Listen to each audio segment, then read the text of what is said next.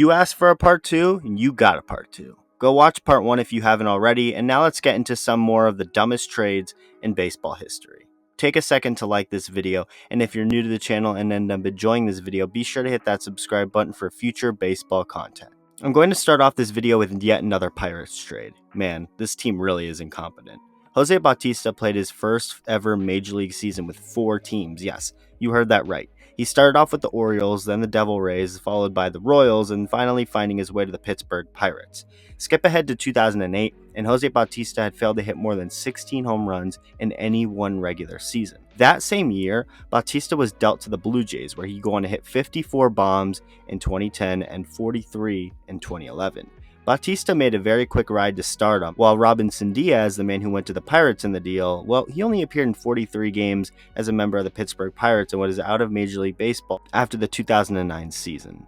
Yikes. The Boston Red Sox were in a division race, one that was won in large part because of the man they traded for that very season, reliever Larry Anderson. Anderson ended up leaving the Sox to join the Padres after 1 month of being in Boston in 1990, a year in which they would not win the World Series.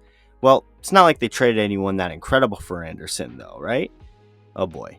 Jeff Bagwell was originally drafted by the Red Sox in 1989 out of the 4th round as a third baseman, and at the time of the trade in 1990, he was having an excellent season in Double-A New Britain, hitting .333 with an .879 OPS. Getting walked a ton, going on to be named the 32nd overall prospect ranked by Baseball America after the 1990 season. Bagwell ended up becoming a first baseman eventually, but was still a third baseman at the time, and he was blocked at the major league level by Wade Boggs, who was under contract through 1992. And they also had first baseman Mo Vaughn, who was going to come up eventually. Bagwell ended up eventually making the big leagues, winning the 1991 Rookie of the Year award, won the 1994 National League MVP award, hit 449 home runs, and became one of the Astros' best all-time players, and is currently a Hall of Famer.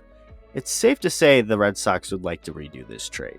It's not the end of the world, as the Red Sox went on to eventually win 4 championships and are still looking for more, whereas Bagwell, as good as he was, never won a championship in Houston. That is not his fault, obviously, but it's not like trading him necessarily hurt the Red Sox franchise that much, but still a very bad and lopsided trade nonetheless. Frank Robinson was in the midst of his prime after the 1965 season, where he hit .296 with a .926 OPS, popping 33 home runs and overall proving that he was one of the best players in baseball at the time. Robinson's 150 weighted runs created plus ranked him 6th among qualified hitters. In short summary, Robinson was an incredible hitter and all-around great player, and then was traded to the Baltimore Orioles. Why? Well, here's why. The problem with the Reds' 1965 season had nothing to do with Robinson or the hitting, as it was the pitching that had the troubles.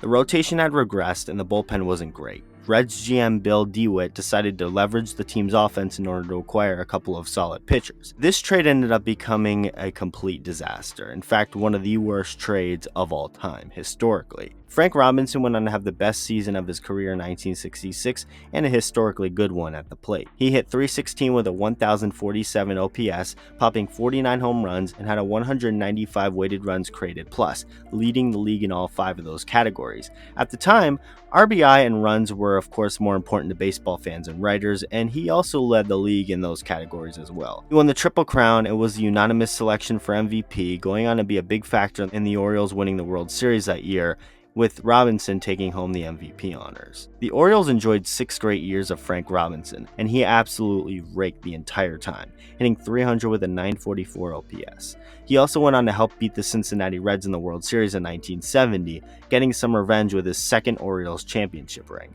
As for the couple pitchers who went to the Reds in the deal, one retired a few years later and the other was off the team by the 1970 World Series. This is what Robinson later had to say about the trade, stating he had felt he had something to prove because of what Bill DeWitt had said. Until the owner of the ball club saw fit to trade me. The media asked him for an explanation of why.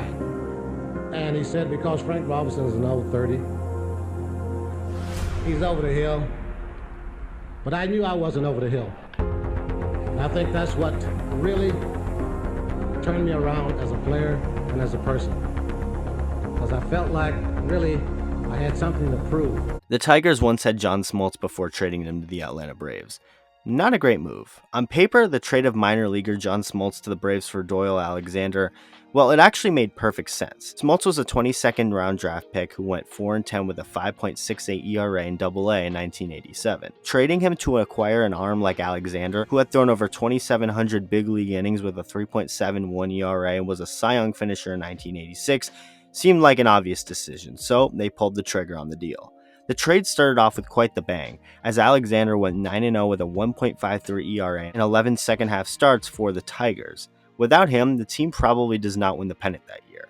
With that being said, that did not stop Alexander from being bad in the playoffs, and although he had 67 more starts for the Tigers, he ended up posting a 4.38 ERA and a losing 20-29 record for the rest of his time in Detroit. Smoltz, on the other hand, well, we know exactly what he became to be. From 1988 to 1999, Smoltz was one of the best starting pitchers in baseball pitching for the Braves. He pitched to a 3.35 ERA, won 157 games, 47 complete games, you never see that anymore, a 1.18 walks hits per innings pitched, and punched out 2,098 hitters, doing all of this in the steroid era, mind you. He also seamlessly transitioned into a lights-out closer because of an injury, getting 154 saves with a 2.65 ERA. Then, just for the hell of it, Smoltz transitioned back into the rotation, making 120 more starts and 2 All-Star games.